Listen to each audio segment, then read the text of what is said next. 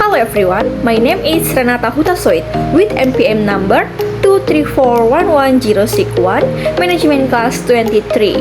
I will explain what digital business strategy.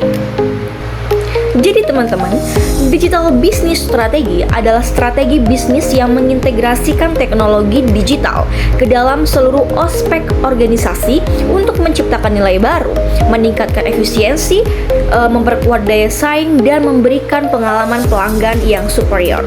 Nah teman-teman, dalam era digital, strategi ini bukan lagi sekedar tambahan teman-teman, tetapi menjadi inti dari cara perusahaan menjalankan bisnisnya tersebut.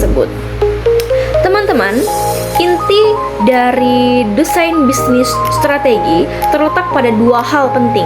Yang pertama adalah pemanfaatan teknologi untuk menciptakan keunggulan kompetitif baru, dan yang kedua adalah transformasi organisasi secara menyeluruh, mulai dari cara bekerja, cara memahami pelanggan, sampai dengan cara mengambil keputusan. Yang kedua akan kita bahas adalah komponen utama digital business strategi. Nah, sebuah strategi digital yang baik dibangun atas beberapa komponen teman-teman.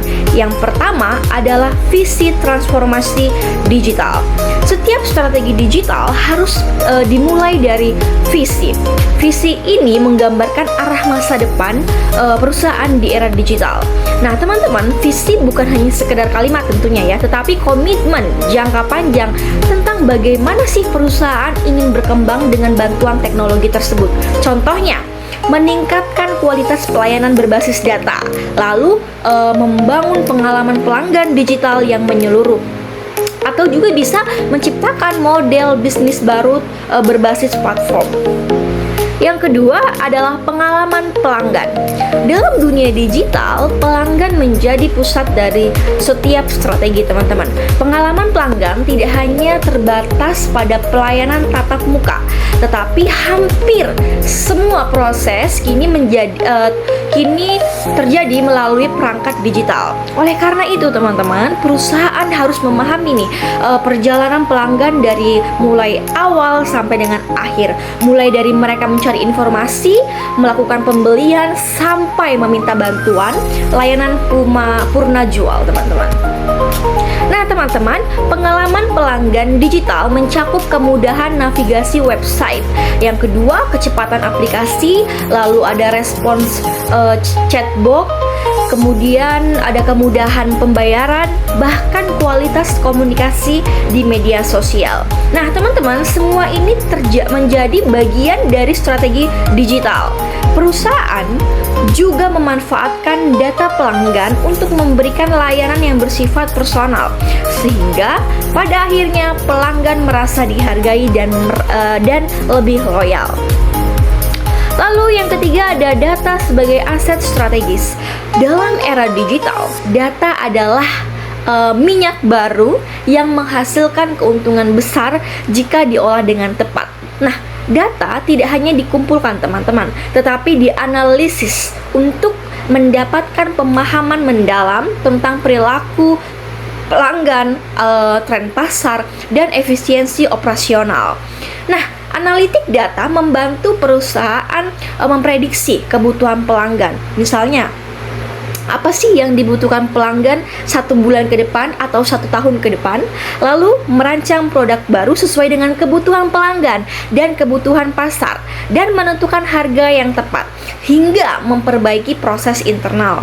Nah, semakin kaya data yang suatu perusahaan itu miliki, maka semakin kuat kemampuan perusahaan itu untuk membuat keputusan cepat dan tepat teman-teman. Yang keempat adalah teknologi dan infrastruktur digital. Teknologi adalah fondasi dari transformasi digital. Perusahaan perlu membangun infrastruktur digital yang kuat agar mampu menjalankan strategi digital secara konsisten. Nah, teknologi seperti cloud computing memungkinkan perusahaan bekerja secara fleksibel tanpa terikat pada perangkat fisik lainnya, teman-teman. Dan yang kelima adalah transformasi operasional.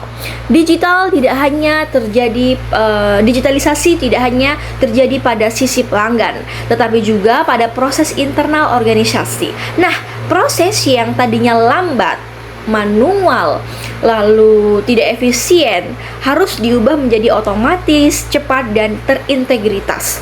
Nah, transformasi operasional melibatkan beberapa sistem. Yang pertama adalah sistem ERP, lalu ada workflow digital, ada robot process automation, serta berbagai aplikasi yang membuat pekerjaan lebih terstruktur dan minim kesalahan. Dengan operasi yang lebih baik, perusahaan dapat menghemat biaya, meningkatkan kualitas layanan, dan membantu keputusan lebih cepat. Nah, teman-teman, kita akan masuk kepada materi utama yang ketiga, yaitu level of strategi dalam organisasi.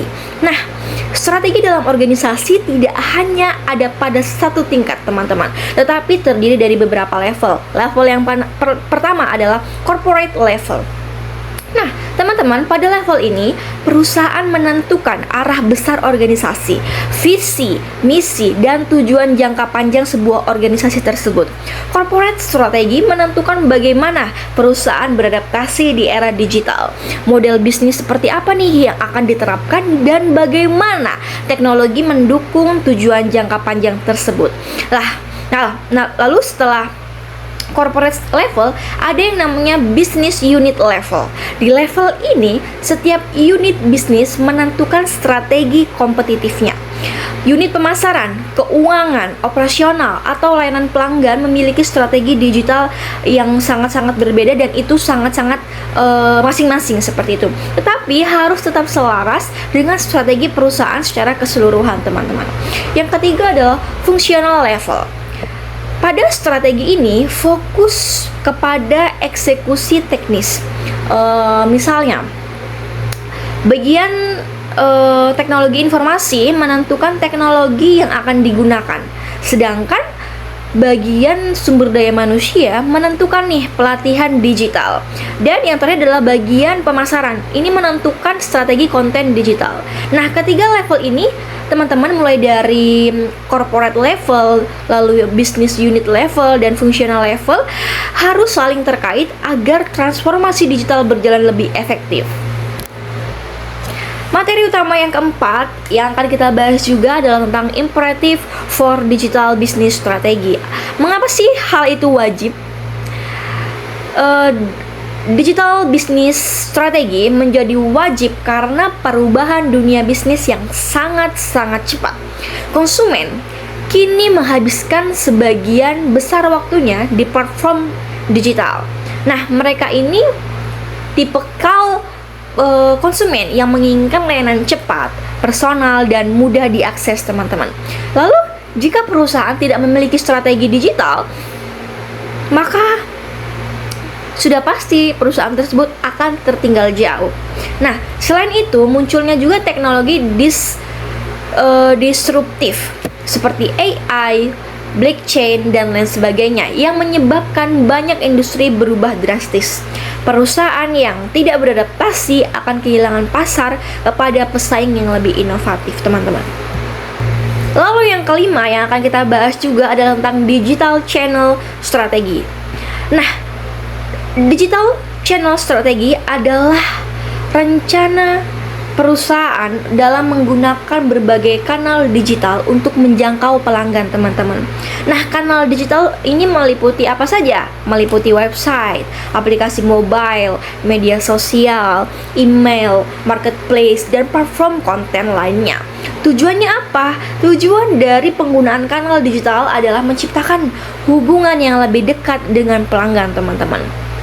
Perusahaan dapat memberikan informasi, pelayanan pelanggan, berkomunikasi secara dua arah, dan melakukan penjualan melalui kanal tersebut. Setiap kanal memiliki karakteristik berbeda, teman-teman, sehingga perusahaan harus memahami perilaku target pelanggan untuk memilih kanal yang paling efektif. Nah, teman-teman, yang terakhir, strategi kanal digital juga membutuhkan konten yang menarik, konsisten, dan relevan.